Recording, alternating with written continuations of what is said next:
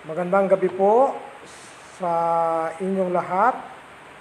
Ngayong gabi po, tayo po ay magpapatuloy sa ating pong devotion. At tayo po ay nagpapasalamat sa Diyos mula kaninang umaga hanggang ngayon dahil ang Diyos ay matapat sa ating buhay. Iningatan niya po tayo, hindi po niya tayo pinababayaan, hindi po niya tayo iniiwan. Kaya sa gabi nito, sa muli, ako po ang iyong lingkod, Pastor Nilo Flores. Bumabati sa inyo, good evening sa lahat po ng mga viewers, sa lahat po ng mga kapatiran na sumusubaybay sa ating pong devotion. Ngayon po, devotion 03. At tayo po ay magsimula na po. At tayo po ay manalangin. Ipikit po natin ang ating mga mata. Ito po natin ang ating mga ulo para po sa ating pagsimula. O Diyos na makapangyarihang Ama, maraming salamat po sa buong maghapon na iningatan niyo po ang inyong mga anak. Salamat po na hindi niyo po kami pinababayaan, hindi niyo po kami iniiwan. Sa gabing ito, samahan niyo po kami sa aming pong devotion, pakikipag-usap po sa inyo. Bigyan niyo po kami ng karunungan at kaalaman. Puspusan niyo po ang iyong lingkod ng banal na Espiritu Santo.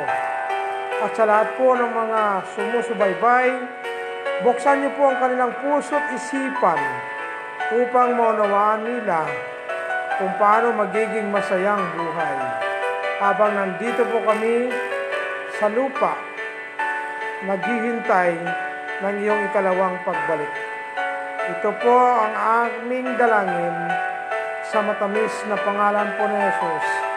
Lahat po magsabi ng Amen. Amen. So, ngayong gabi, ang ating pong pag-aralan, the biblical secret of a happy life. The biblical secret of a happy life. Sa totoo lang po, mga minamahal at mga kapatid sa Panginoon, lalong-lalo na po sa lahat ng mga membro ng PCBC, trouble is a part of our life. Whether we like it or not, we must inculcate into our mind that trouble is a part of our life on this earth. According to Job chapter 5, verse number 7, man is born unto trouble. Ang sabi po sa Job, ang mga tayong tao ay pinanganak sa trouble. Sometimes, nag-i-expect po tayo na ingatan tayo ng Diyos mula sa mga problema at hardship. But God has not promised to do this. Tayong mga anak ng Diyos, as well as unsaved people, Kristiyano man o hindi Kristiyano, ay maranasan po natin ang pagsubok sa buhay at ang troubles at ang sufferings. Sa ganitong kaparaanan, sa ganitong daan, ay masusupungan po natin ang pagsubok sa buhay. Nagdidepende po ito sa ating panloob na pananaw at paniniwala na dapat po nating paniwalaan. If we see things from a purely human point of view, we will be discouraged and defeated. But if we see things from God's point of view, recognizing His wonderful character and seeing His hand in all our circumstances, we will know mayroong kapayapaan, joy, and happiness. In this lesson, we will learn the biblical secret of a happy life. May mga bagay na dapat nating malaman bago po natin i-consider ang mga hakbang para magiging masaya ang ating buhay habang nandito po tayo sa sanlibutan. May mga bagay na dapat po nating malaman. Alam niyo po, ang plano talaga ng Diyos, kung bakit po inilagay ng Diyos ang tao sa earth, bakit po hindi tayo nilagay sa Mars, sa ibang planeta? Kasi po, bago po niya nilikha ang tao o nilalang ang tao, una po niyang nilikha o inihanda ang ating pagkain. Ang plano ng Diyos sa tao ay magiging masaya talaga. Ngunit, dahil po sa tinatawag natin na ang anghel na si Lucifer ay nabigo at nagkasala sa Diyos. Kaya po, siya po ay itinapon dito sa lupa. At siya po ang dahilan kung bakit po si Adan at saka si Eva ay natukso at nahulog sa kasalanan. So, mula noon hanggang ngayon, ang tao po ay naghihirap na. Kaya po mga kapatid, number 1, dapat nating malaman ang mga hakbang upang magiging masaya ang ating buhay. Kahit po sa kalagitnaan ng pandemic na ito. Marami pong mga tao ngayon na hindi po masaya, natatakot, hindi mapalagay, nalulungkot, at yung iba po, nawawalan na po ng pag-asa. Alam niyo po ba na ang Panginoong Diyos ay makapangyarihan sa lahat? Siya po ang lumikha sa atin. Kaya, dapat po malaman nating mga tao, mga nilalang, number 1, excuse me po, we must know what to expect in this life. Dapat malaman natin kung ano ang ating inasahan sa ating buhay. There is a false teaching.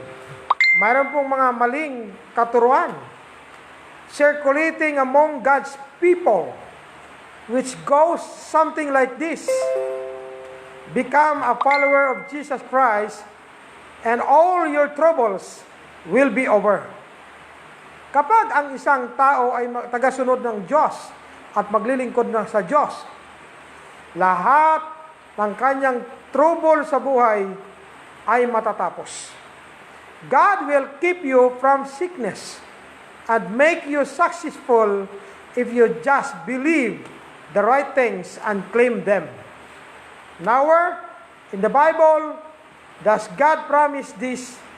Sinabi ng Diyos sa John 16:33, "In the world you will have tribulations." Ang ibig pong sabihin, sa mundong ito, ay mayroon po talagang tribulation. Mayroon pong kapighatian. At mayroon pong mga problema. Trouble is a part of our life. No one escapes it.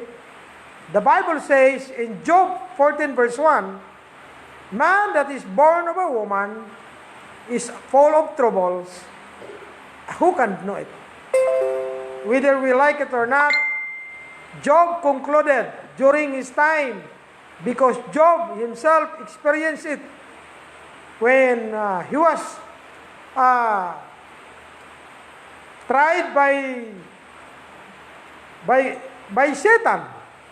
Satan asking permission from God to test the faith of Job. And God allowed it. But God said, Huwag mong pakialaman ang buhay niya. Alam niyo po, ang Diyos pa rin ang may control.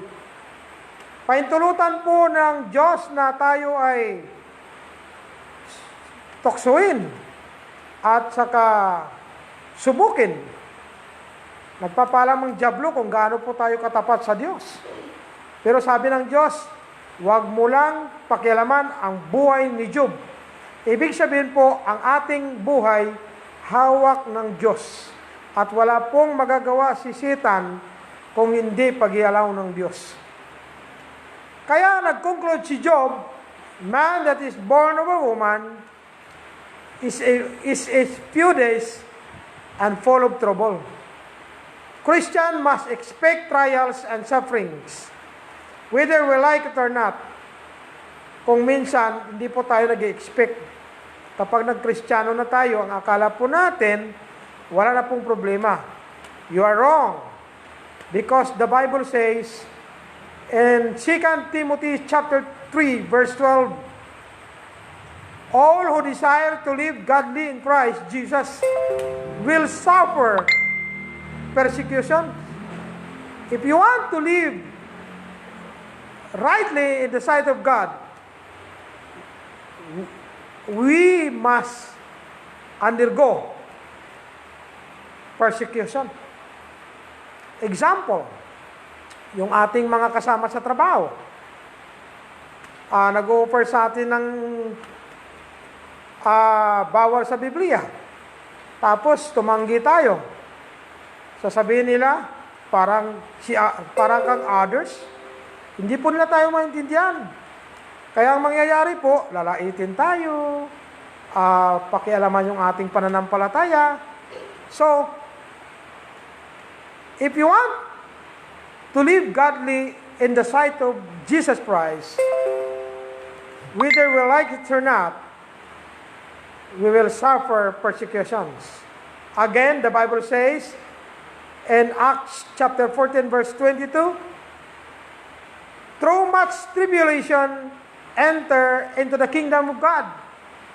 Kaya lalong-lalo na po ngayon, sa panahon ng pandemic na ito, dito po natin malalaman kung paano pa po tayo magiging masaya. Paano pa po tayo magiging magalak. Alam niyo po, pag manood ka ng balita, halos maninervyos ka. Halos mawalan ka ng pag-asa. Ang pinakamaganda mong gawin, umawit ka, magbasa ng Bible, at gawin mo ang dapat na gawin, iwasan pong panunood. Ang paniwalaan natin, walang iba kung hindi ang Biblia, ang Word of God. Kung ano ang sinabi ng Diyos, yan po ang ating paniwalaan. Pangalawa po, na akbang upang magiging masaya at dapat natin na malaman na mga hakbang sa buhay na ito. Pangalawa po, we must know that God loves us and desires only what is best for us. Dapat malaman natin na tayo ay mahal ng Diyos at hahangarin natin kung ano ang pinakamainam para po sa atin. Ito po ang sabi ng Biblia sa Psalms 139 verse 17. How precious also are your thoughts to me, O God. How great is the sum of them. Mga kapatid, mahal na mahal tayo ng Diyos. Sa John 3:16 sinabi, for God so loved the world that He gave His only begotten Son, that whosoever believeth in Him should not perish, but have everlasting life. Alam nyo, nung nabasa kong talatang ito, salamat po ako sa Diyos na mayroong nagmamahal sa akin. Mahal na mahal ako ng Diyos. Sabi ng Biblia, for God so loved the world. The word there is refers to the people, to the people who created by God. Kaya po mga kapatid, kung minsan, kung mayroon kang mga kapitbahay ramdam mo parang hindi ka nila mahal sa iyong pamilya, kung minsan akala mo walang nagmamahal sa iyo, tandaan po natin, mahal tayo ng Diyos. Because He loves us as He does. God desires only our best. He always seeks our higher good.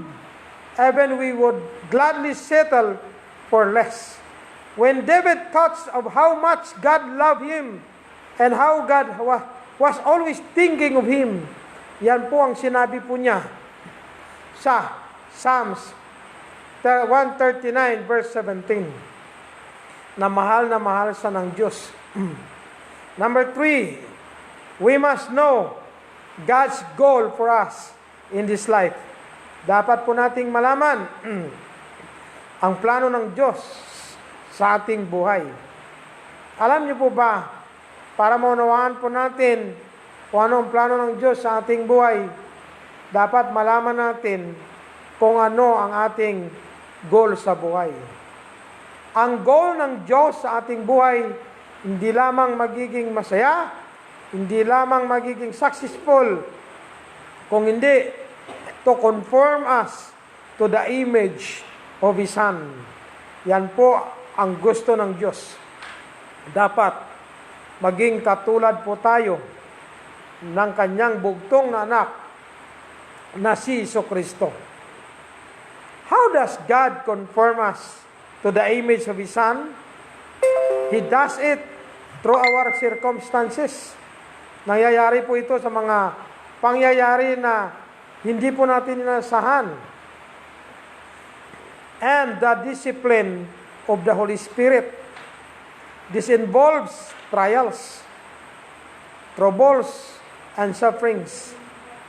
Therefore, we must expect these things since they are a necessary part of God's dealing with us to make us like Christ. Dapat expect po natin ito. Ito po ang mga hakbang para magiging masaya. Alam niyo po, ang mga hakbang na ayon sa Biblia, dapat nating malaman ito.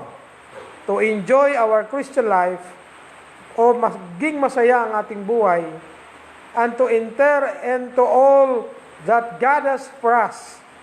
There are some definite steps we must take. Number 1, we must believe that God is sovereign. Dapat maniwala po tayo na ang Diyos ay naghahari sa lahat ng bagay. Kung sasabihin natin na God is sovereign, ang ibig pong sabihin, He rules over everything in this world and in the entire universe.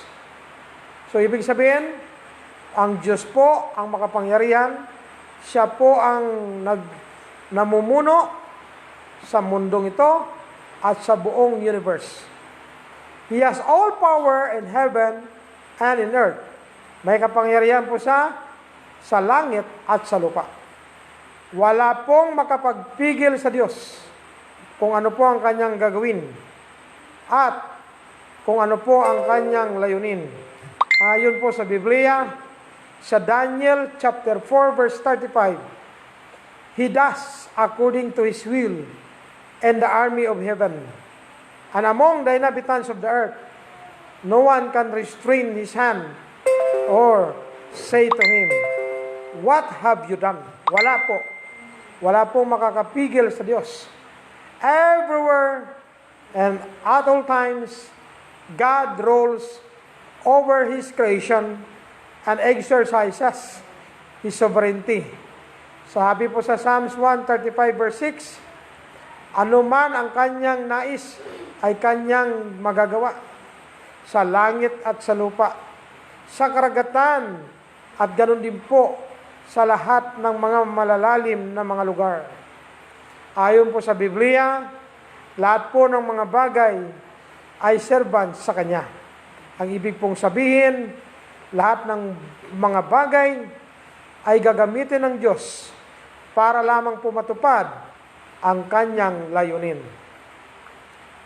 We tend to think that only the good people and the good things of life serve God. But God's Word tells us that all things, whether good or bad, are God's servants and must therefore do His will.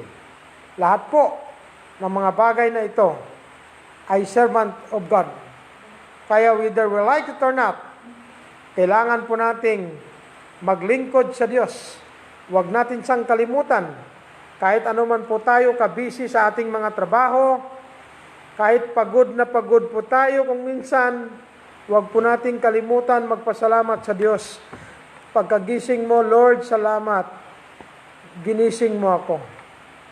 Bago ka matulog, mag-pray ka, Lord, balutin niyo po kami ng iyong mahal na dugo. Huwag niyo po kaming pababayaan, huwag niyo po kaming iiwan. Balutin niyo po kami ng iyong kapangyarihan na hindi po kami matatablan ng virus.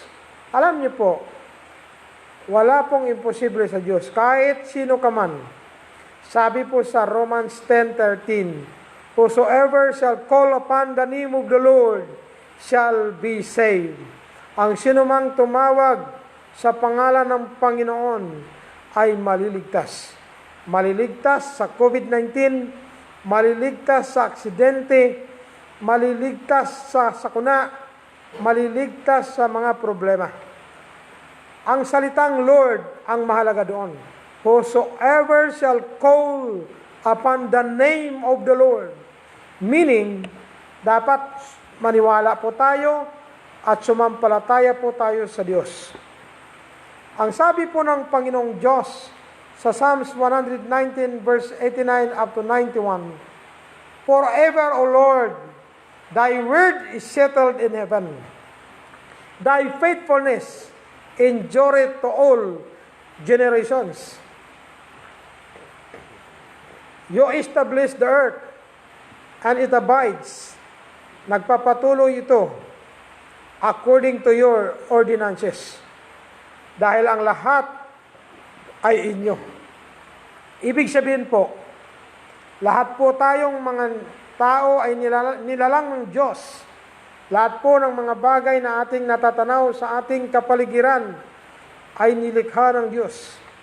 Nirealize ni David, all things are God's servants and must therefore do His will. Lahat po tayo ay servant of God. Dapat lahat po ng mga tao ay gagawin po ang kalooban ng Diyos.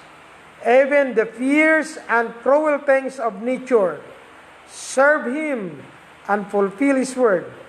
Ayon po sa Bible, Psalms 148 verse number 7, praise the Lord from the earth.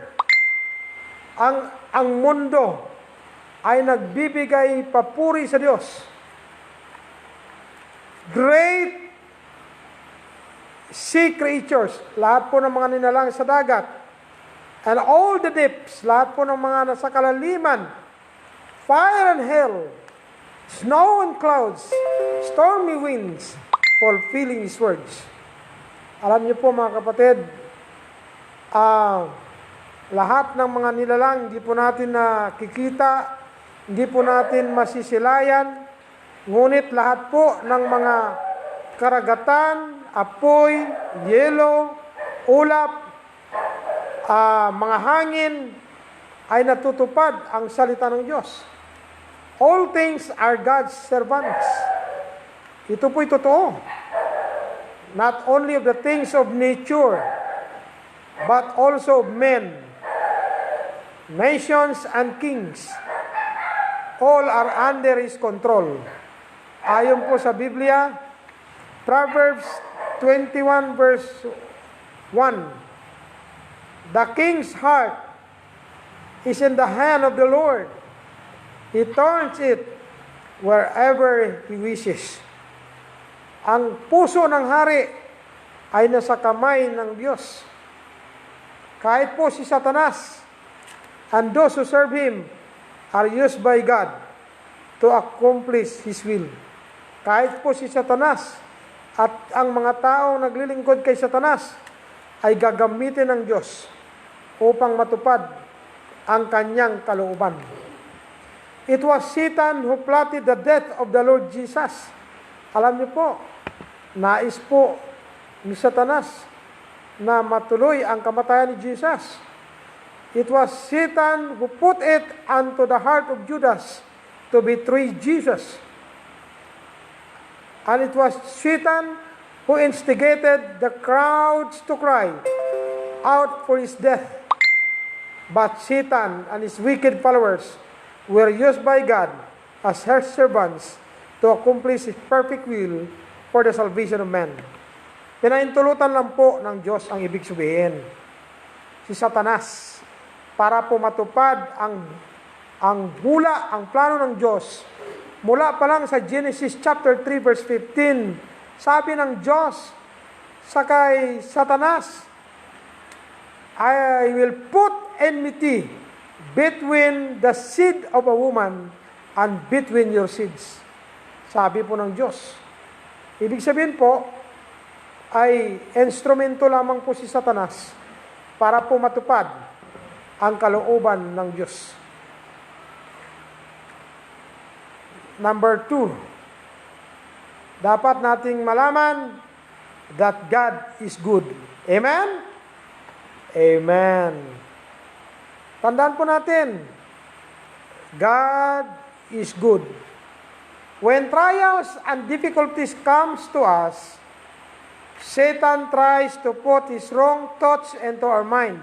Kapag dumating ang pagsubok at ang kahirapan sa atin, nais po ni Satanas ilalagay at ipasok ang pag-iisip sa ating utak.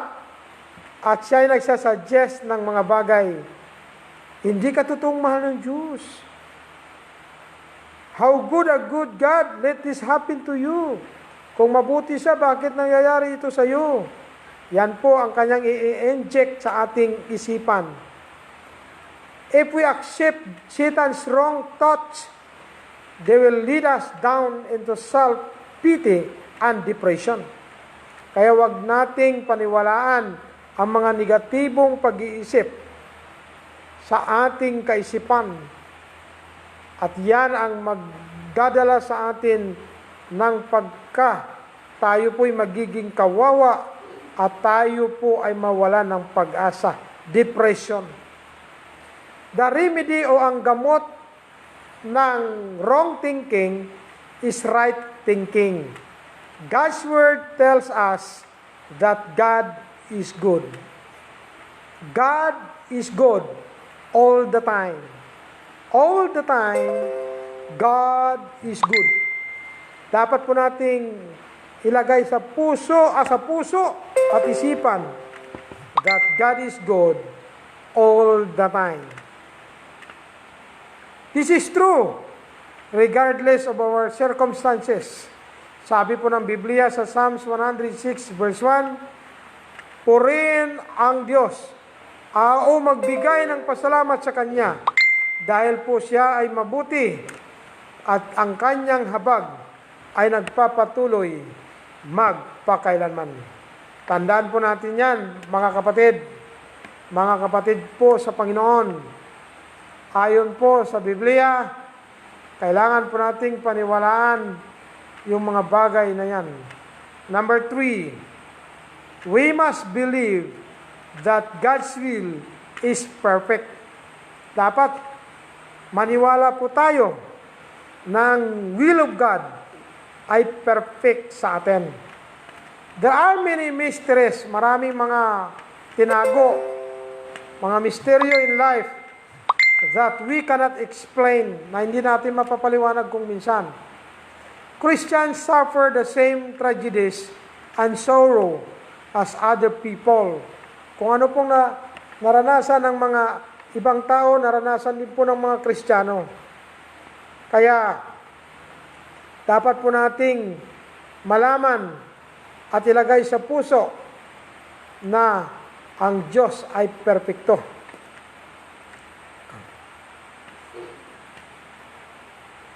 Many things are hard for us to understand because we are seeing things from the earthly viewpoint and not from God.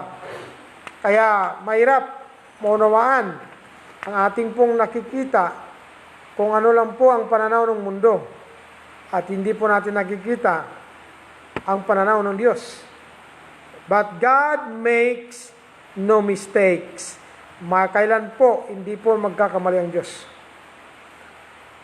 No matter how things may look in this fallen world, all of God's acts are perfect. His way cannot be improved upon. Sabi sa Biblia, sa Psalms 18 verse 30, as for God, His way is perfect. Kung sa Diyos lang, ang kanyang mga kaparaanan ay dalisay, perfect, complete. The story is told of a man who made a clock and showed it to a friend of his who had never before seen one. Mayroon pong kwento na mayroon pong taong gumawa ng orasan at pinakita sa kanyang kaibigan na nakita po niya ito na hindi po niya nakita noon. The fashioner of the clock opened the back. So tiningnan po niya yung likod ng clock and asked the man kung ano ang kanyang iniisip. Nakita ng tao yung gulong, yung bilog, and other smaller ones. Some going one way, and other another way. Ibig sabihin, nagbaliktad. Some wheels slow, ibang gulong, may ang kanyang ikot, and other wheels fast. Makita niyo po sa relo, yung dual time, hindi po parehas, lalong-lalo na po yung oras. Magkaiba po sa Asia, magkaiba rin po sa Middle East. Makikita mo po, hindi po sila sumusunod sa isang rotation. Yung isa pa kaliwa, yung isa pa kanan. Pero, lahat po sila nagpapangsyon. So, seeing this seeming confusion, he answered, I think the man who made that is mad. Sabi niya, siguro, yung taong gumawa ng clock, galit. Then the maker took his friend to the front side. Sa harap naman, kasi yung sa likod of the clock. And asked what he now thought of its maker. The man looked at the two hands of the clock, dalawang kamay, moving smoothly and regularly. Dahan-dahan lang, pero tuloy-tuloy. Each one in its appointed circle, and both of them telling perfectly the time of the day, and replied, I think the man who made this is the wisest person who ever lived.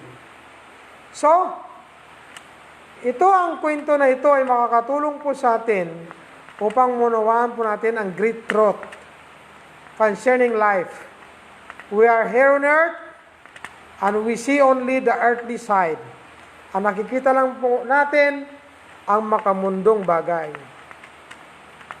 of God's doing, and thus we fail to see His perfect design and plan. The wheels are going every which way, and they sometimes seem to have no purpose or design. Akala po natin walang purpose o wala pong design. But one day, we will see the heavenly side of God's doings.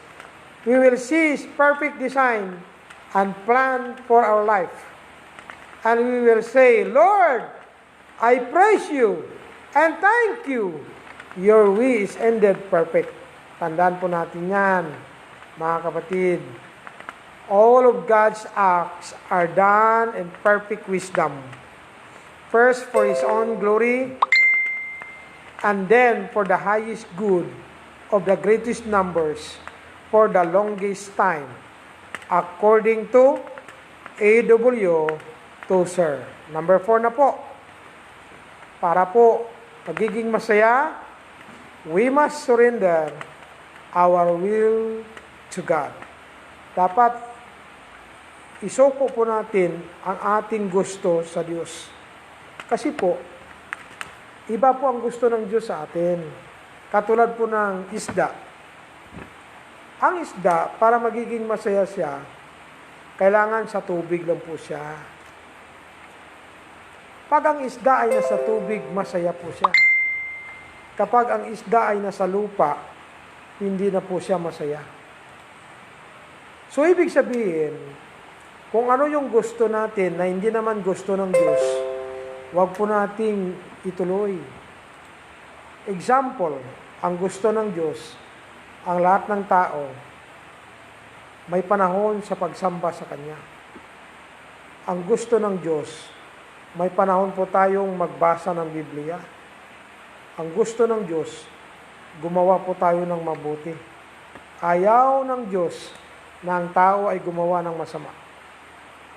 So if you want to surrender your will in the hand of God, you can feel and you can experience a happiness in your life. There is something within us, behind our feelings and our wishes, which decides everything and controls everything. What is it? It is our will. Kasi ang gusto ng tao, parang sa panahon ni Noah, sabi ng mga tao, Noah, huwag mo na kaming pakialaman. Mind your own business. Imagine mo 120 years nangaral si Noah. Pero yung mga tao, hindi po nakinig sa kanya. So ano po nangyari? After 120 years, sabi ng Diyos kay Noah, Noah, come into the ark, including your 3 sons and their wives, and your wife. Isama mo na ang mga hayop. Kasi ayaw ng mga tao. So tingnan niyo po, pagpasok ni Noah sa arka, isinara ng Diyos. Ibig sabihin po, tapos na ang programa ng Diyos. Sabi ng Diyos, lilipulin ko ang mga tao dahil masama ang kanilang iniisip. Gumagawa ng karahasan, pagpatay, wala silang panahon sa Diyos. Alam niyo po, 3 lang po ginagawa ng mga tao sa panahon ni Noah. Number 1, eating. Pangalawa, drinking. Number 3, marrying and giving in marriage. Ibig sabihin po, ang drinking ba ay kasalanan pag inom ng tubig? Hindi po. May panahon sila sa pag-inom o inuman. May panahon sila sa kainan. May panahon sila sa pagpapakasal. Ngunit wala po silang panahon maglingkod sa Diyos. Tsaka na lang, kapag ako'y tumanda na, yun po ang karamihan na ngayon, sinasabi ng mga tao, busy pa po. Isama nyo na lang po kami sa panalangin nyo. Alam niyo po, maganda din po yan. Iba po yung gusto ng Diyos. Alam niyo po ba kung bakit tayo nilikha ng Diyos? Upang sambahin siya, purihin siya. Wala nang iba. Basahin natin sa Revelation 4:11.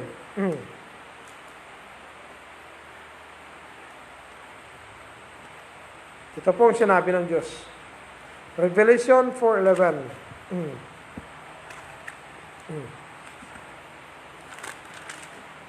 Apokalipsis sa Tagalog o Filipino. Matapat ka, O Panginoon, namin at Diyos namin, na tumanggap ng kaluwalhatian at ng kapurihan at ng kapangyarihan, sapagkat nilikha mo ang lahat ng mga bagay at dahil sa iyong kalooban ay nangagsilitaw at nangalikha. Ibig sabihin, ang layunin po ng Diyos kung bakit po nilikha niya tayo upang pagsilbihan ng Diyos at ang ating buhay ay para lamang sa Kanya. Kaya tandaan po natin, mga minamahal at mga kapwa ko nilikha ng Diyos. Kapwa ko tao na ginawa o nilikha ng Diyos. Pareho lang po tayo, mayroong 24 hours. Pero karamihan ng mga tao, ang sabi po nila, pasensya na po, wala po kaming oras, busy po. Alam niyo po, iba po ang gusto ng Diyos, iba din po ang gusto ng tao. Kaya para upang maging masaya po tayo, we must surrender our will to God. Hayaan natin siya. Sabi po ng Diyos sa Proverbs 23 verse 26, "My son, give me thine heart." Ay, hindi po kailangan ng Diyos ang ating mukha. Hindi po kailangan ng Diyos kung gaano tayo kagwapo o kagwapa. Hindi din po kailangan ng Diyos ang ating edukasyon o katayuan sa buhay. Ang gusto ng Diyos, ibigay natin ang ating puso sa Kanya. Yan po ang gusto niya. Dapat siya po ang maghahari sa ating puso. Number 5. Ay, salamat. Malapit na po matapos. We must believe that all things work together for good to those who love God. Tandaan po natin yan. Dapat po nating paniwalaan na ang lahat ng mga bagay, kung anuman ang nangyayari, ay para sa ating kabutihan. Lalong-lalo na po sa mga nagmamahal sa Diyos. Nothing that comes into the life of a Christian is accidental. Wala pong aksidente sa ating buhay. Wala po aksidenteng nangyayari sa ating buhay. Lahat po yan ay plano ng Diyos. Kaya, tandaan po natin, lahat po na nangyayari sa ating buhay ay plano ng Diyos. Dapat po, isoko natin ang ating buhay sa Diyos. Ang ating kalooban. Katulad ko po, dati, wala po akong panahon magsamba sa Diyos. Sabi ko kay nanay, "Nay, kayo na lang po magsamba. Magpaharap na lang ako ng kalabaw." Ilonggo kasi eh. Alam niyo po ang ibig sabihin ng paharap? Magsiga na lang ako ng kalabaw. Ako na lang magbantay ng kalabaw doon sa bukid. So, ang sabi po sa Biblia, sa Romans 8:28, ito po ang sinabi ng Biblia. Basahin po natin, Romans 8:28. Napakaliwanag po ang sinabi po ng Biblia. Sabi po dito, "At nalalaman natin na ang lahat ng mga bagay ay nagkakalakip na gumagawa sa ikabubuti ng mga nagsisiibig sa Diyos, sa makatuwid bagay niyaong mga tinawag, alinsunod sa kanyang nasa." So mga kapatid, all things work together for good. Kapag may mga nangyayaring negative sa ating buhay, mayroon pong purpose ang Diyos. Mayroon po siyang layunin. Number 6, we must receive everything from the hand of God. Dapat tanggapin natin ang lahat ng mga bagay mula sa Diyos, sa kamay ng Diyos. Dapat po nating ilagay sa ating puso't isipan na lahat-lahat na ating natatamo o natatanggap, galing yan sa kamay ng Diyos. Example, nagtrabaho po tayo sa kumpanya, nagtrabaho po tayo sa ibang tao. Yung mga tao na yan, instrumento lamang yan. Ngunit ang lahat ng pagpapala ay dapat nating ilagay sa ating isipan, sa ating puso. Yan ay galing po sa Diyos. To the trusting child of God, everything comes from the Father's hand, no matter whom we have brought it. Kahit sino man po ang nagdala sa atin, kung sino man ang nagbigay sa atin, dapat po nating kilalanin, yan po ay galing sa kamay ng Diyos. We know that God cannot be the author of such things as meanness or sin. But the Bible teaches that nothing can touch a child of God except God wills it or permits it. Kapag pinahintulutan ng Diyos ang mga nangyayari, kahit po doon sa kay Job, sabi ni Satanas, sabi ng Diyos, nakikita mo ba si Job ng aking lingkod? Matapat siya ng naglilingkod. Alam niyo po, sabi ni Satanas, kasi pinagpala mo kasi pinasagana mong buhay niya. Sabi ni Satanas, sabi ng Diyos, sige, subukin mo. Sabi ni Satanas, sige, subukan natin kay titigil na yan, hihinto na yan, hindi na maglingkod yun sa'yo. Alam niyo po, sabi ng Diyos, sige, pahintulutan kita, pero wag mo lang pakialaman ang buhay ni Job. Ibig sabihin, pag hindi po pahintulutan ng Diyos na may masamang mangyayari sa atin, wala pong masamang mangyayari. Kahit ilang aksidenteng mangyayari, hindi ka mamamatay. Pag may plano pang Diyos sa buhay namin, sa buhay mo. So, if you want to be happy in your life, we are going to receive everything from the hand of God. Kapag binigyan ka, tanggapin mo. Bigay yan ng Diyos. Pag binigyan ka ng Diyos ng anak na ganyang klase, tanggapin mo lang. Kasi pag hindi mo matanggap, ma-stress ka lang. Dapat ilagay mo sa puso't isipan, you are going to receive everything from the hands of God. Tingnan niyo po si Joseph. Tingnan niyo po si Joseph. Minahal po siya ng kanyang ama. Ang kanyang mga kapatid na inggit sa kanya. Ano po ginawa ng kanyang mga kapatid? Ibininta siya. Sabi niya, tingnan natin kung mangyayari yung kanyang dreams. Alam niyo po si Joseph, the dreamer boy. The dreamer. Sabi niya, Ama, nanaginip po ako. Ang buwan at ang mga bituin at ang araw ay yumuko sa akin. Nagbaw. Narinig ng mga kapatid niya, nainggit, ibig sabihin, maghahari si Joseph sa atin. Tapos yung mga ginapas na palay, sabi niya, yung aking palay tumayo, at yung palay ng aking 11 palay ay yumuko. Naku po, sabi ng kanyang mga kapatid, tingnan natin kung mangyayari yung future mo. Ano pong ginawa nila? Isang araw, inutusan po ni Jacob si Joseph. That was si Joseph, 17 years old, binata na. So, pumunta sa sadutan. Pagdating po ng dutan, wala sa doon. Ang mga kapatid niya, wala pong mga kapatid niya. Sabi ng pinagtanungan niya, ay wala po. Sa isang lugar na yon, nandoon po sa dutan.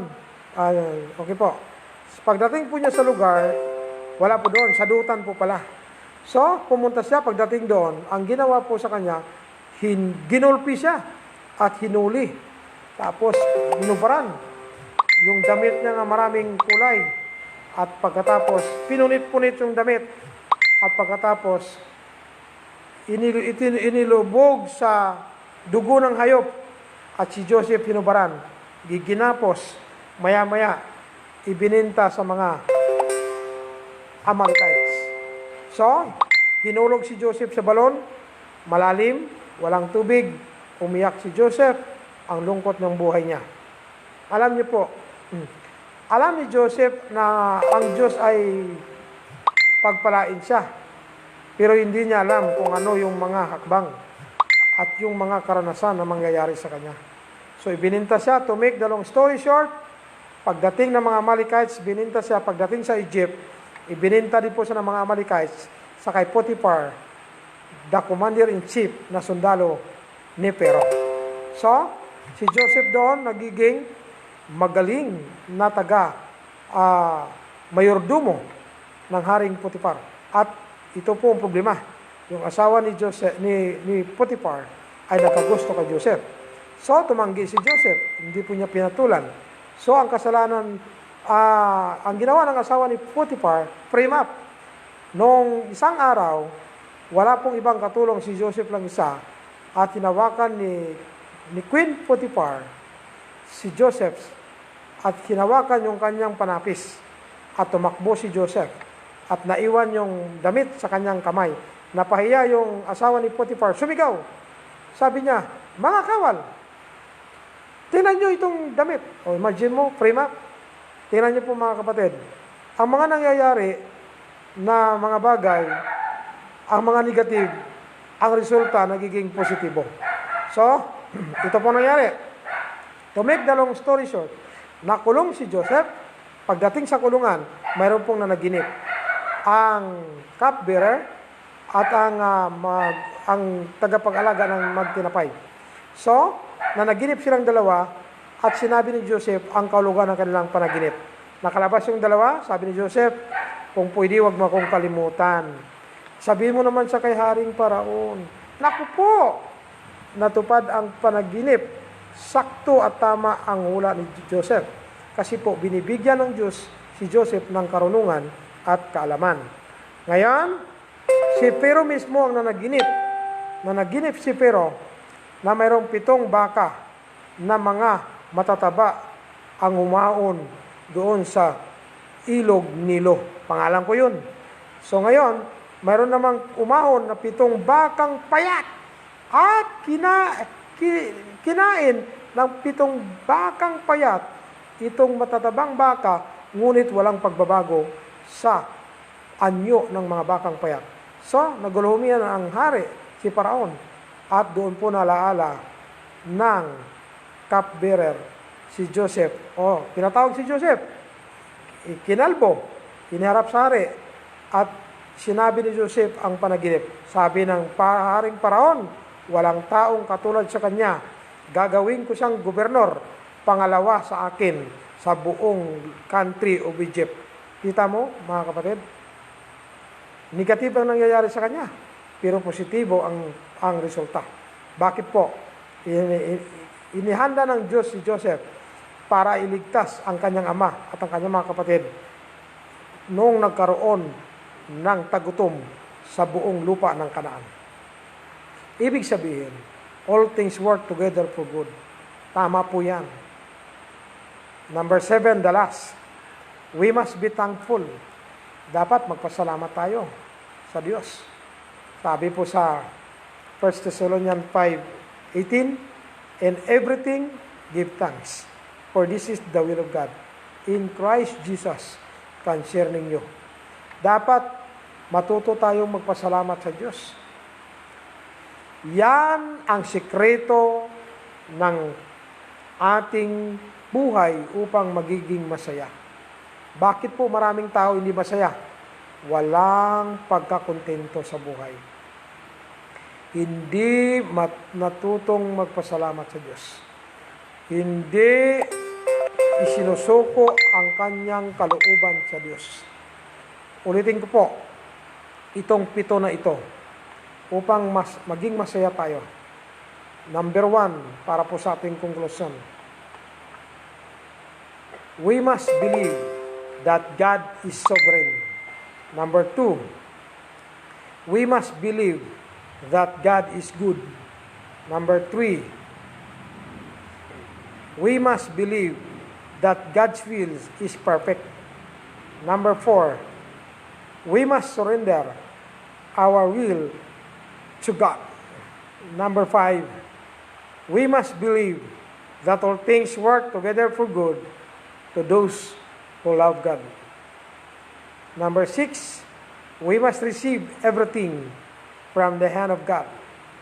And number 7, the last, we must be thankful to God. Dapat po magpasalamat tayo sa Diyos.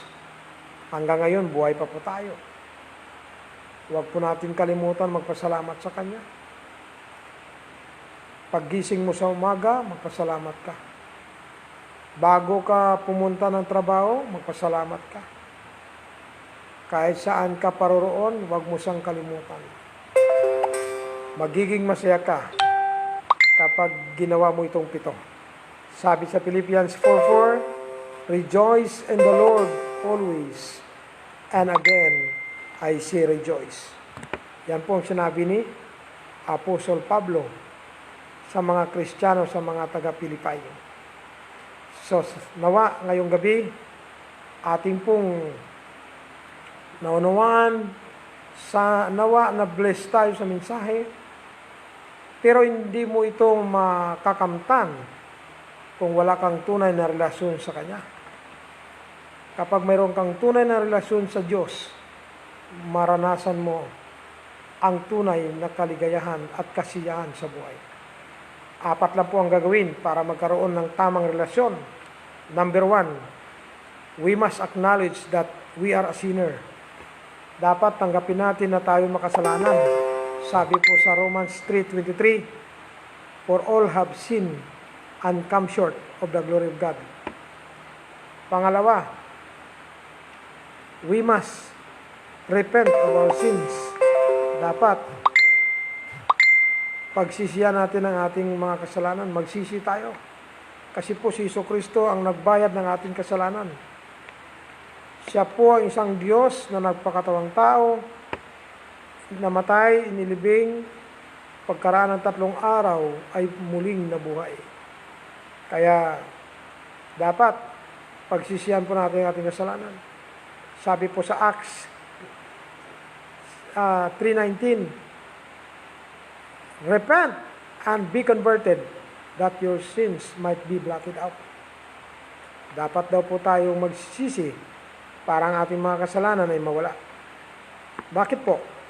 Kasi po, binayaran na po ni Jesucristo doon sa cross ng Kalbaryo. So, mapapatawad tayo pag nagsisi tayo ng ating kasalanan. Number 3, we must believe on the Lord Jesus Christ. Kailangan po natin tanggapin si Jesucristo. Kailangan po natin sumampalataya kay Jesucristo. Maniwala na siya isang Diyos na nagpakatawang tao. Siya lamang ang tagapagligtas, wala nang iba. Hindi por leyon ang makapagliligtas, kung hindi ang ating relasyon sa Panginoong Hesus. Number 4, the last, John 1:12. "But as many as receive Him, to them give He power to become the sons of God." Kailangan tanggapin natin si Jesucristo sa ating puso. Kung nais mong magkaroon ng tunay na kaligayahan sa buhay, naniwala naman ako, naniwala po tayo kay Jesucristo. Ang pinaka-importante at ang pinakamahalaga, tanggapin po natin siya sa ating puso. Kung nais mong tanggapin ang Panginoon, sumunod ka sa panalangin ito. Aariin mo na ikaw ay tatanggap sa Panginoon. Sumunod po kayo. Panginoong Diyos, maraming salamat po na ako po ay nakarinig ng iyong salita. Naamin ko po na ako po isang makasalanan. Patawarin niyo po ako sa aking mga kasalanan. Ako po ay sumampalataya sa kay Jesucristo na aking Panginoon at tagapagligtas. Panginoong Hesus, binubuksan ko po ang aking puso. Tinatanggap ko po kayo sa aking puso. Ibinabalik ko po sa inyo ang aking hiram na buhay.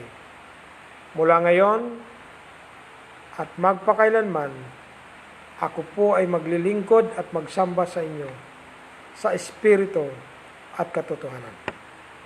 Ito po ang aking dalangin sa matamis na pangalan po ni Jesus. Amen. Kung sumunod po kayo, at sa mga manunood pa, kapag tinanggap natin si Jesus, mayroon po tayong tunay na kaligayahan, kagalakan sa ating buhay. Si Jesucristo lamang po ang makapagbibigay ng tunay na happiness in our life. Ang mga material na bagay, temporary lang yan.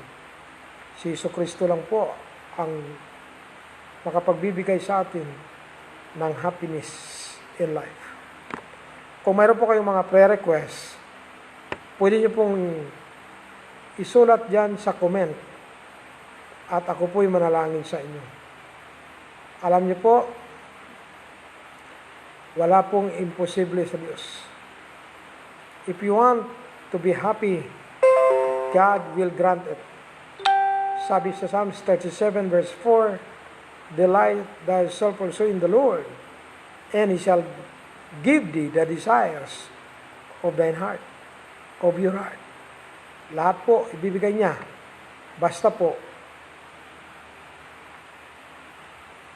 malulugod siya sa ating buhay. Importante po yan.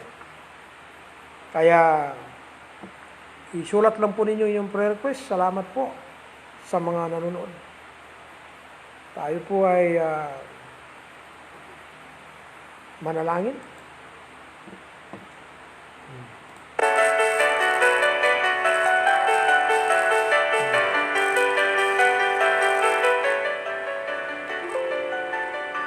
O Diyos na aming Ama, pinupuri po namin kayo at pinapasalamatan sa gabing ito. Sa ibang bansa ay araw.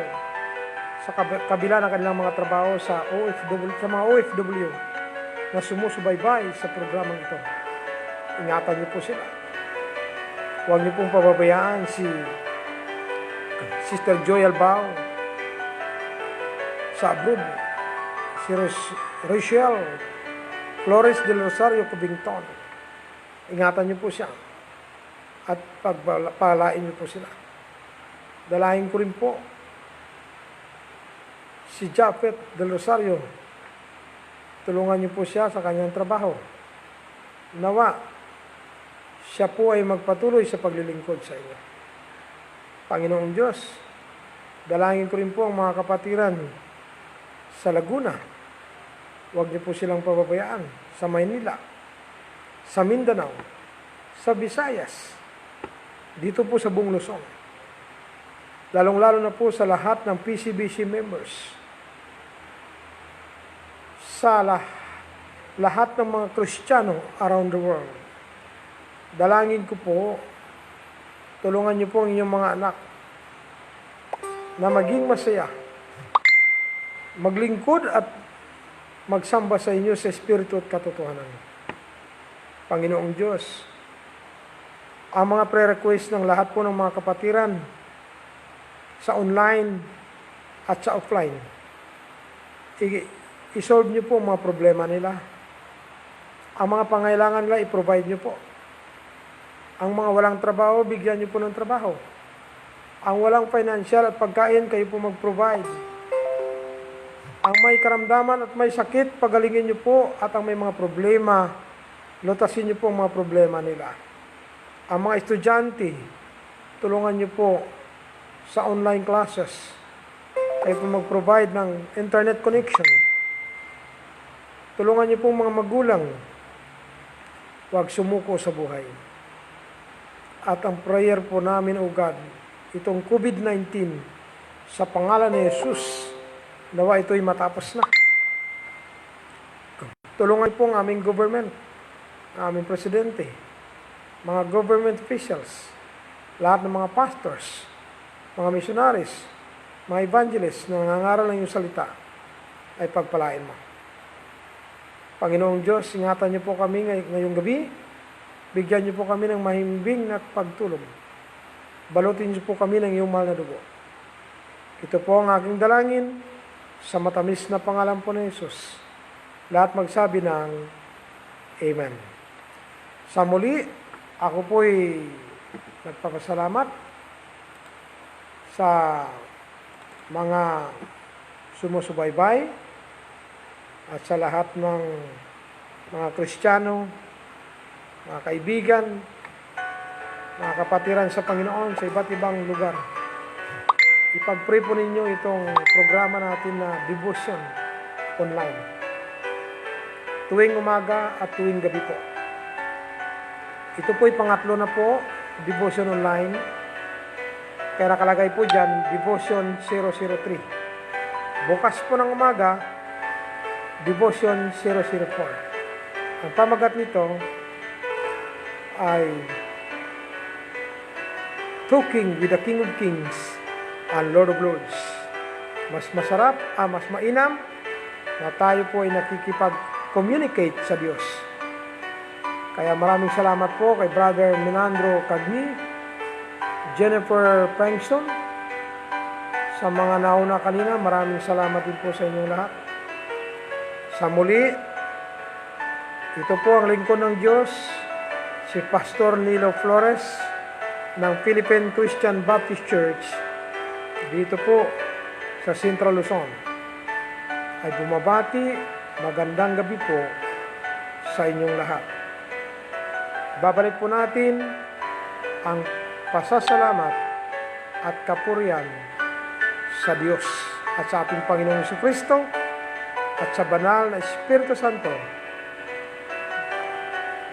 na siya ang magbigay po sa atin ng karunungan at kalaman upang maunawaan po natin ang salita ng Diyos. Good night po and bye-bye po. See you tomorrow morning.